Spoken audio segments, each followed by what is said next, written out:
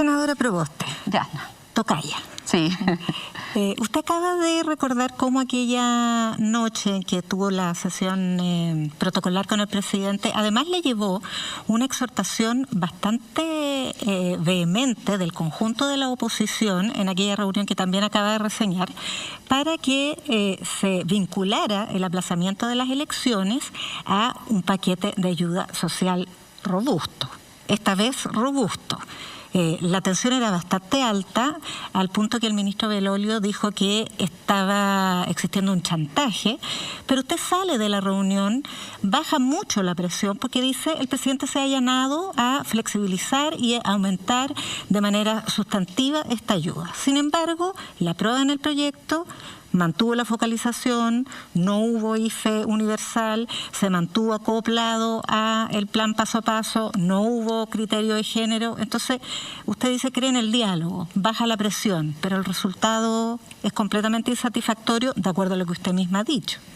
Bueno, efectivamente, usted hace un muy buen resumen, solo que hay un elemento que es importante colocarlo sobre la mesa. Nosotros ya el día miércoles, antes de la aprobación, recordemos que la discusión se hizo el domingo por parte del Senado, y nosotros ya el día miércoles de esa semana habíamos anunciado que lamentablemente el gobierno no entendía el país que está gobernando, no entiende el nivel de profundidad de esta crisis social, económica, derivada de la crisis sanitaria y también de su mala puesta en funcionamiento de la crisis sanitaria.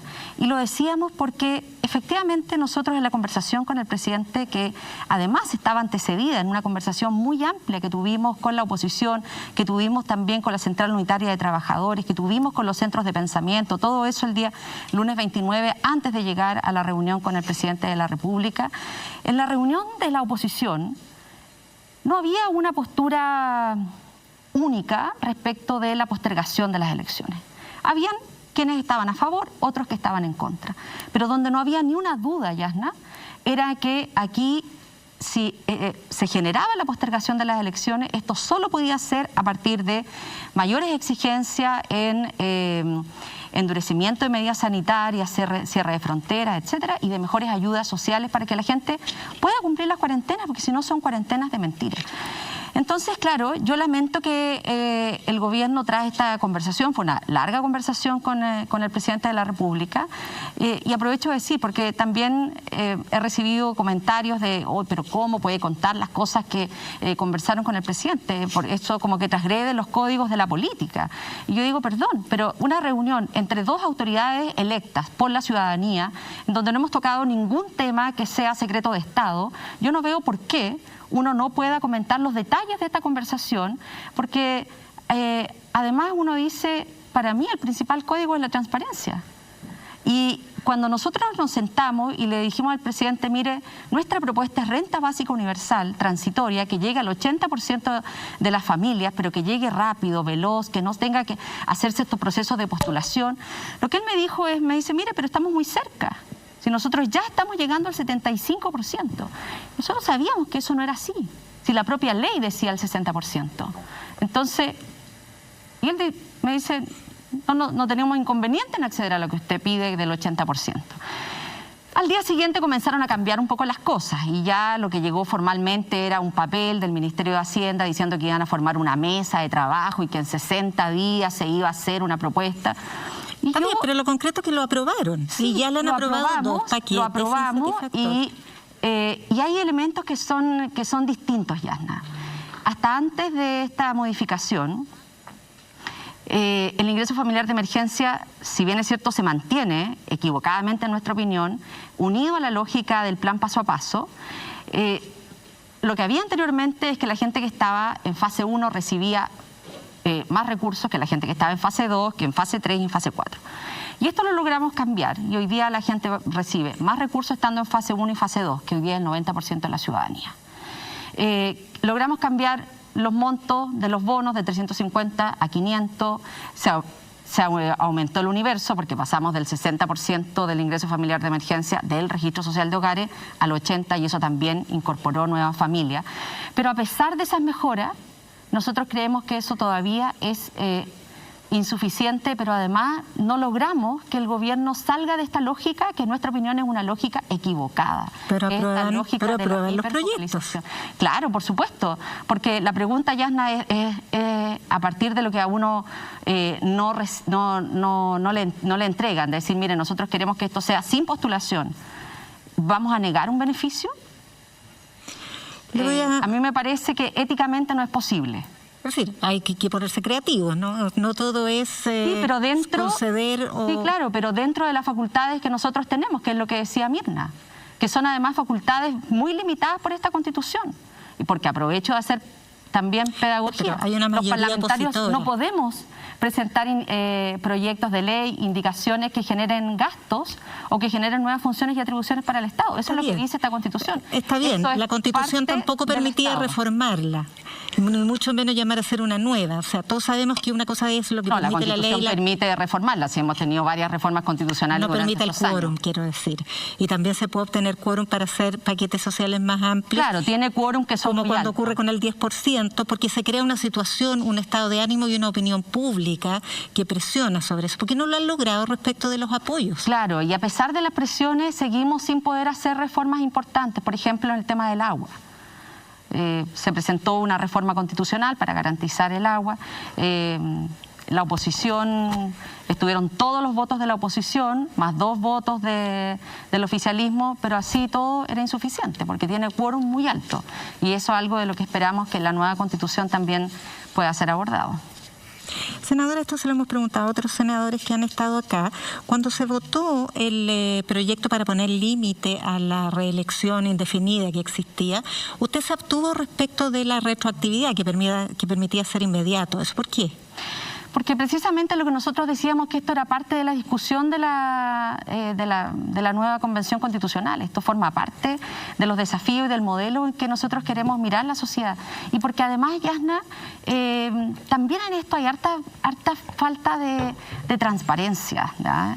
Y de hecho hay una frase que yo la dije públicamente en la sala ese día que se estaba discutiendo particularmente en esa votación, y es que todos quienes estábamos ahí participando de ese debate deberíamos hacer un compromiso público de no volver a reelegirnos, porque si no, tiene que ver con que muchos de quienes votaban en ese momento...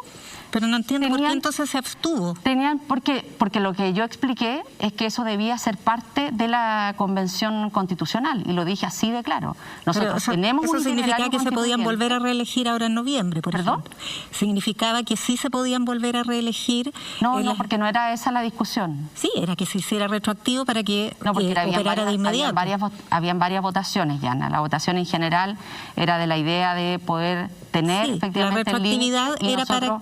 Yo voté a favor, y particularmente en el tema de la retroactividad dijimos, mire, nosotros creemos que esto debe ser parte del itinerario constituyente, porque además muchos de quienes impulsaban esta discusión, yo en esto no tenía ningún conflicto de interés, porque este es mi primer periodo que soy electa, pero sí habían parlamentarios que estaban en la sala, que estaban impulsando el debate, que tenían conflicto de interés, porque era una forma también de sacarse a la competencia que la tenían encima.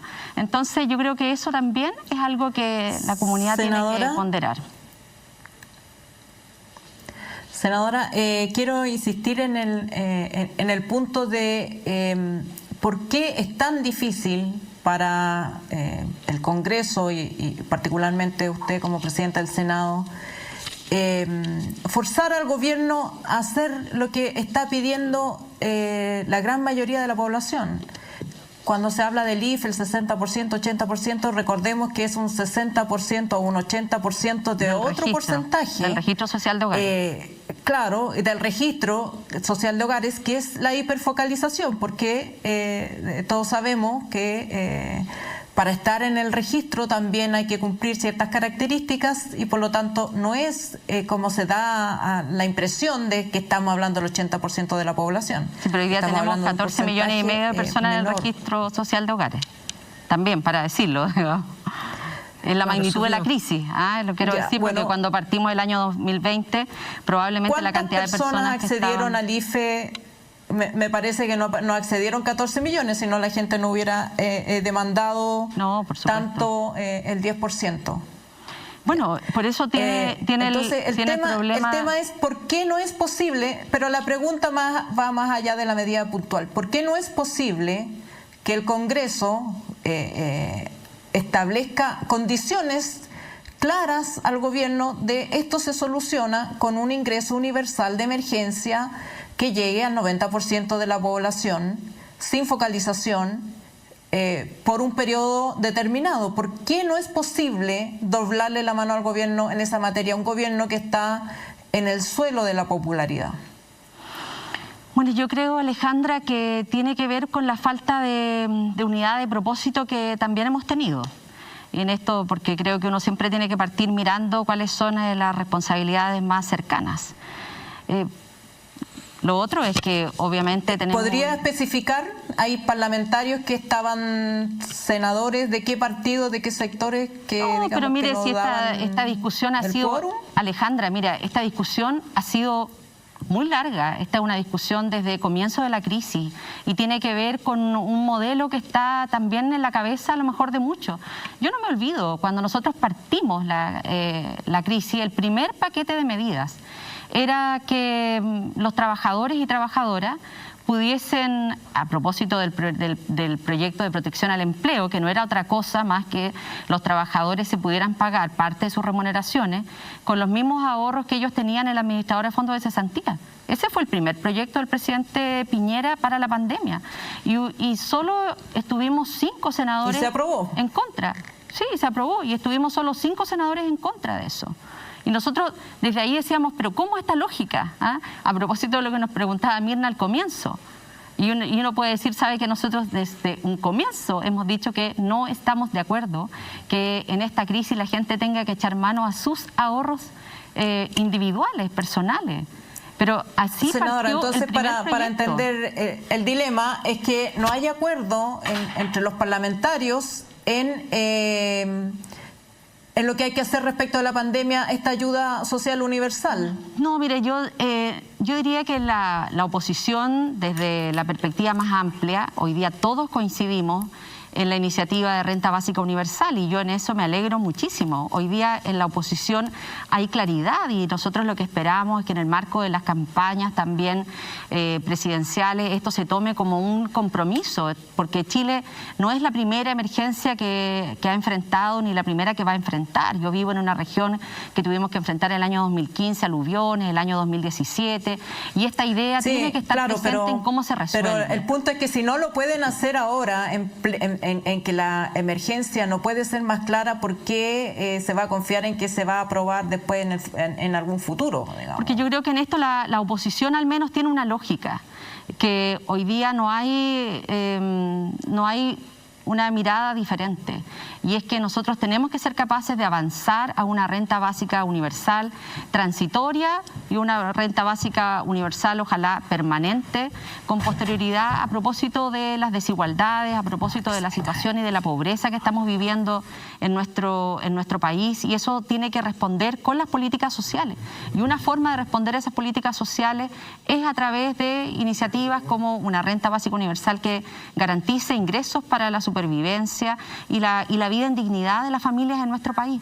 Entonces, claro, yo creo que al comienzo costó, habían algunos que celebraban en marzo del año 2020, en abril del año 2021, estos paquetes de medidas, y claramente vemos que son insuficientes.